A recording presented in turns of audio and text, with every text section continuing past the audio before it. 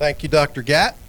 Our next presenter is Dr. Jeffery Bechler, who is a clinical associate professor, Department of Orthopedic Surgery at the medical school. He's also one of our sports medicine docs and the orthopedic consult at Princeton. Dr. Bechler will be talking about the management of common hip injuries. He gets all the leftover good stuff that you have to deal with on a day-to-day basis.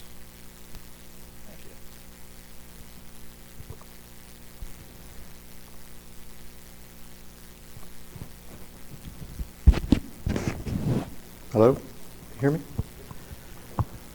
Hello out there. It looks like I gotta put on my glasses. If I put my glasses on, I can see the screen, but I can't see you guys. If I see you guys, I can't see the screen.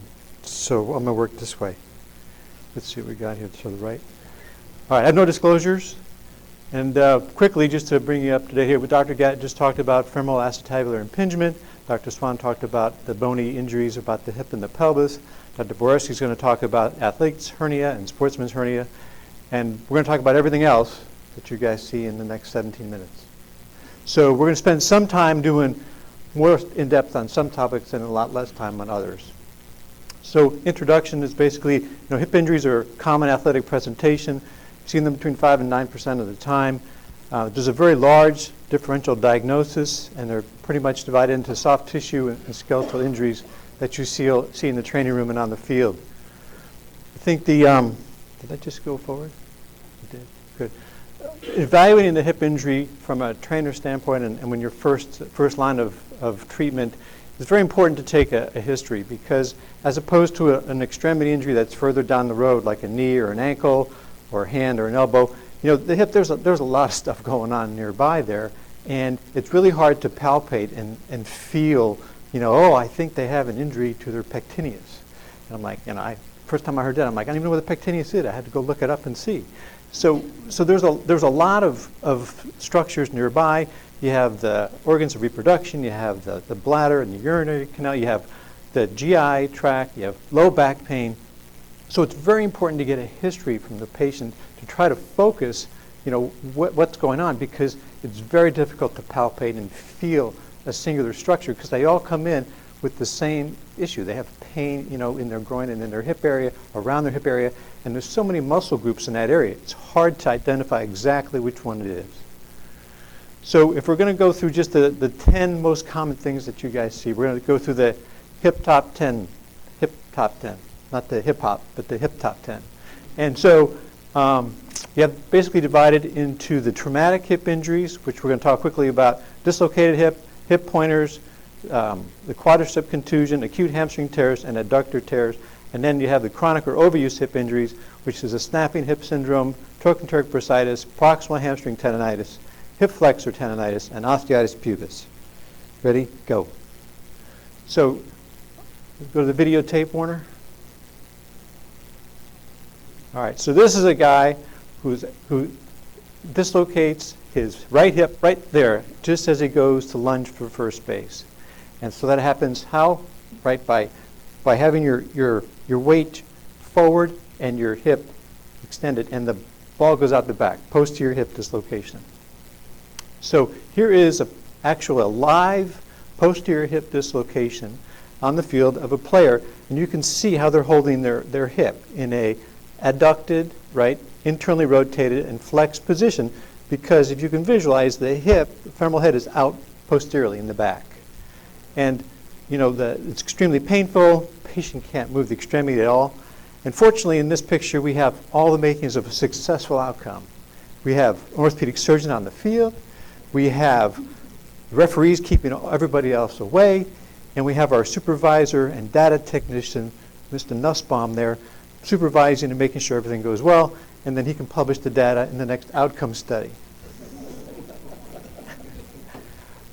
Hip pointer, okay, iliac crest hematoma, which is really a hematoma in the subperiosteal hematoma of the iliac crest. Extremely painful, right? Extremely painful, but it is not something that you can't play with. Playing is based upon discomfort. Okay, so if you can get the patient to be comfortable, they can play with this. And depending upon your situation, we sometimes will inject these, prior to a game. Obviously, in high school, it's hard to get a doctor there to inject long-acting Marcaine for 4 or 5 hours to cover a football game. But in the appropriate setting, we do this at the university before they go and they play. They get a Marcaine injection to play, and they're able to play with a hip pointer. Not the first day, but after a couple days, week or 10 days, they can start to play with it. Quadricep contusion. This is something you all see more commonly. We have bleeding in the quadricep muscle. Typically presents with loss of range of motion of the knee, and the risk that we all think about is myositis ossificans, which is calcification or ossification of the hematoma, which leads to less range of motion of the knee, particularly knee flexion. So it's very important to treat this appropriately from the beginning. And the way we do that is what? You all know, to treat this in hyperflexion, like the picture shows, ice and compression, to try to tamponade and prevent the expansion of the hematoma, right? And so Indocin is given by the medical doctor for a period of a couple of weeks to prevent formation of the myositis. And the goal from a trainer therapy standpoint is to maintain near knee flexion, right? You've got to maintain knee flexion. So in this day and age with ultrasound, which is everywhere, you can sometimes get a picture like the one on the left, which shows this large hematoma in the thigh. MRI scans sometimes we'll get because we're asked to get them. And you can see you have in the T2 image on the bottom left side, you have hematoma and blood within that quadrant of the quadricep muscle. This is what we want to avoid. You want to avoid having a patient come in or a player come in 10 days, 14 days out with this big ecchymotic quadricep muscle. You're like, oh no, now, and he can't bend his knee. So whenever they have that, then you're worried about, on the left, myositis forming, and then we're worried about knee flexion. And you work forever to try to get knee flexion. It can take weeks to months. So you got to catch these early. You got to put them in hyperflexion, and you got to compress them so the hematoma doesn't expand. Acute muscle tendon tears, like we talked earlier on, people come in with the tears of the groin and the hip, and they're like, which muscle is it? It's really hard to tell. They have weakness. They all have loss of motion. Palpation is extremely difficult. You really can't, at least I can't, palpate a specific muscle and say it's this particular muscle based upon where they hurt, because it hurts everywhere. So the history is very important to kind of guide you as to where the specific location might be. Fortunately, conservative treatment of all these muscle tears and tendon tears around the hip is the treatment of choice. Very few ever require, if any, require surgery. Briefly talking about strains and tears. Strain is really is rarely used in the literature. There's a high degree of variability between medical professionals as to what is a tear and what is a strain. So we kind of erase all that, and in orthopedics, everything's a tear. Because on a microscopic level, that's what it is. It's just a degree of a tear. And I'll speak to parents, and if they're very uptight, and they say, "Oh, is it torn?" I'll say, "Well, no, it's just a strain," and then they're relieved. It's like if they say it's broken, I say, "No, it's just fractured," and then they're very comfortable with that. So I only use strained when the parents are upset. Otherwise, it's a tear. It's just a degree of tear. Okay, so I think the tear better reflects the characteristic of the injury, and so that's what we're going to say all the time: tear. So an acute hamstring injury or a tear, this is a problematic injury to treat and return to play, as you all know. The further up the hamstring that the injury occurs, the longer it's going to take for that patient to return to play. So middle muscle belly gets back sooner than proximal up towards the ischial tuberosity where they insert. Okay, predicting a disability, very difficult. Coaches, players, parents, they want to know how many weeks are they going to be out. I always try to tell them it's weeks and months, not days and weeks, because it's going to take a long time to get back an athlete back to participate with a significant hamstring injury. So the average return to play has been there have been many studies that have looked at the return to play and the average return to play, and you're looking at 3 to 7 weeks for an acute tear. So in a high school season, that's almost the rest of the season when you get one, right? You get one looking at a month and a half. All these seasons are so condensed now, it's almost the rest of the season. Interestingly, at return to play, about 2/3 of the hamstring patients demonstrate a side-to-side difference in their strength. There's an associated high rate of re-injury, probably because they're going back too soon. And reoccurrence very high, most common with the biceps femoris. If you can isolate that as the culprit in the hamstring injury, then they're going to have a higher recurrence rate.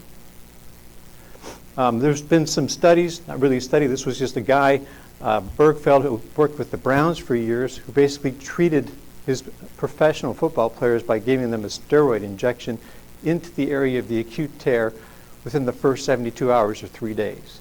And I guess you can do that at the pro level because there's not a lot of people watching you. But it was interesting because he was able to return all of his players much faster.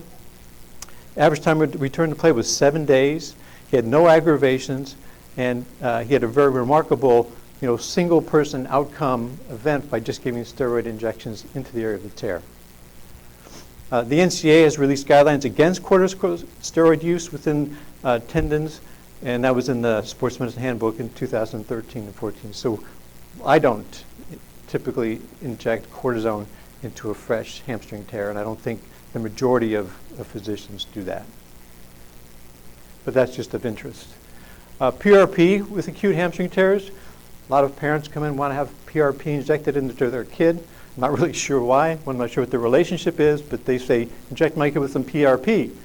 And so the Dutch hamstring study showed that PRP within the first 7 days of the injury did not accelerate the return to play. NFL study, a guy named Riddick out in the Midwest in Indianapolis, again, no benefit to getting PRP in an acute hamstring injury. Systemic review of all the literature basically says there's lack of proper controls, there's no blinding, insufficient power, and some of the science is supported in animal models only, but there's nothing to be extrapolated at this point that says PRP will aid your athlete in returning back to play sooner. So we don't do it. Acute adductor groin injury. Here's an MRI scan of an adductor tear, which you only get these days because the patients want to get an MRI scan to see what's going on, but it's a good demonstration. Mostly happens in hockey players, and there's been some studies that show that if you do a hip strengthening program during your preseason routine for hockey players, the chance of getting an adductor tear is decreased. So all your hockey players should be on a preseason strengthening program for their hips. Snapping hip syndrome, there's two types, internal and external. I'm sure you've had a lot of kids who over the years have come up and told you they have snapping hip. Why is it happening? There's internal snapping hip, which is the least common, which is the iliopsoas tendon snapping over the iliopectineal eminence. A lot of snapping with flexion, abduction, and internal rotation. And there's about a 50% association of intra-articular hip pathology if you have an internal snapping hip. Again, it's less common to have internal snapping hip. The more common one, this is just a schematic of what happens. The external one is more over the greater trochanter, right, with the tensor fasciae lata snapping over the outside of the trochanter. This one is much more amenable to treatment because it's superficial, stretching, non-steroidal anti-inflammatories, and certainly cortisone injections. We do frequently for this particular problem in the office and in the athletes at the training room. It's so accessible, it's easy to treat, and cortisone injection is very effective for this. Proximal hamstring tendonitis is kind of a different bird, and we spend just a couple minutes talking about that. I'm sure you've had athletes who are runners, cross-country, track, and they come in with this hamstring tenderness near the insertion to the ischium. It's up proximally. They think they've torn their hamstring, but they never had an event. It just came on because of excessive running, too much activity, and they get this pain, and it hurts when they sit after a while, and they just can't get rid of it. And so they come to our office, and the area of painful location is right on the ischial tuberosity, right where the athlete is sitting during the day during class time, which tends to aggravate the condition even more. Years ago, tailors, these called tailors' bursitis, because all the tailors would sit in a large bench while they were sewing shoes and clothes and stuff. I guess the cobblers for shoes, so tailors for clothes. And they would sit on a large wooden bench, and they would start to get this bursitis at the ischial tuberosity. They weren't athletes, but it was the same idea. They irritated their hamstring attachment right at the ischial tuberosity. And so there's three of the five hamstrings share the same insertion at the ischial tuberosity. And so that's why runners particularly, or people who have changed their training regime recently run into this problem. We talked to athletes, and if they're starting to do hills, is a very common reason for this, or if they're doing hurdles or doing a lot of lunging, doing a lot of squats, those types of things. Basically, if you're increasing the contractility of your hamstring while your hip is flexed, that's what really starts to aggravate your insertion of your hamstring. So you get this tendonitis at the insertion of the hamstring to the ischium. And then certainly sitting down makes it worse.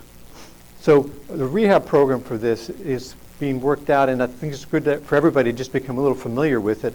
I'll spend a whole lot of time, but there's a good article that I pulled these pictures out of from England. It was a journal, it was called, I don't know, like Journal of Orthopedic and Sports Physical Therapy in June of 2016 is where this came from.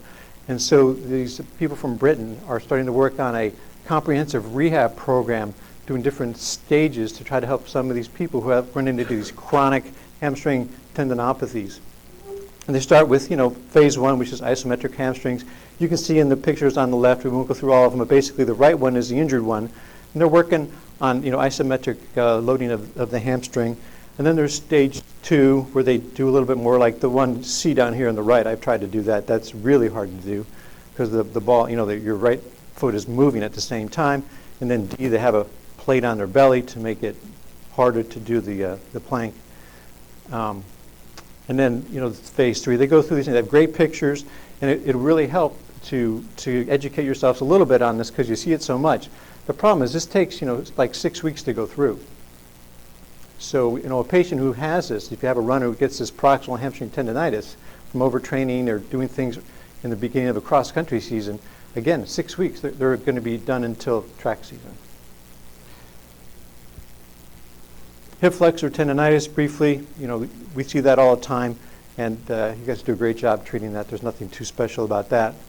Osteitis pubis, again, is an inflammation of the pubic symphysis associated with tight adductors.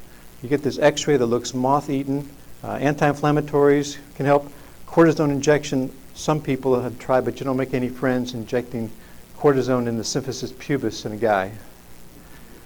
So, you don't get Christmas cards doing that. So if you get an MRI scan, it looks like this. You have edema on both sides of the pubic symphysis. And then the bone scan over there, which is what we used to do before we had MRI scans, shows increased uptake, again, on both sides of the symphysis pubis. Okay? So quick take-home points before Dr. Borski talks to you about athletic hernias. The history of the injury is of paramount importance in evaluating a hip injury because it's not that easily accessible to examine. History doesn't matter that much in the knee. You can examine it and figure out what's going on. But the hip is much more difficult to examine. So history becomes very important. Second point was, mobilizing the quad contusion and knee hyperflexion, okay, to prevent long-term myositis and loss of knee motion. No scientific evidence supporting the use of PRP in soft tissue injuries about the hip. So try to discourage your athletes from getting PRP. And finally, proximal hamstring injuries need a specific rehab program, and it would be good just to become a little familiar with that because it is becoming more common because of the overtraining and how long it takes to get back from. That's all I have. Thank you.